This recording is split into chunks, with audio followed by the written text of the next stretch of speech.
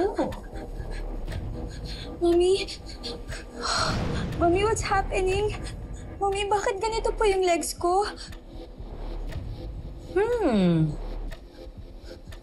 Looks like it's edema caused by the buildup of fluids in your body. That could lead to infection at pagsusugat. Edema po. Mami, paano po nangyari yun? I don't understand. Di ba po lahat naman po ng gamot na binibigay niyo po sa akin, iniinom ko?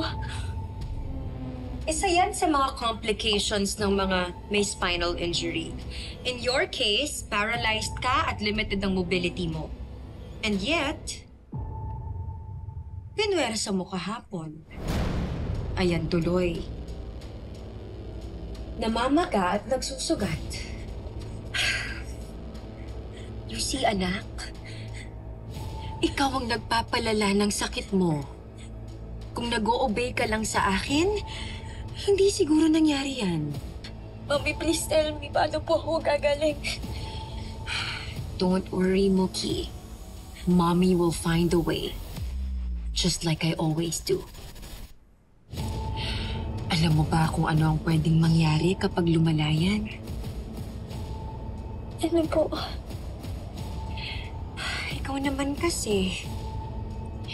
Kung sumusunod ka lang sa lahat ng gusto ko, hindi aabot sa ganito. Kapag lumala yan, puputulin ang paa mo. Mami, please, no. Mami, please tell me, hindi niyo po gagawin yun, Mami, please. Mami, please, ayoko, Mami. Mami, please. It's okay. Mami, I don't want to. It's okay, Mommy's here. Gagawa natin yan ng paraan, ha? Opo. Promise, Mami. I promise.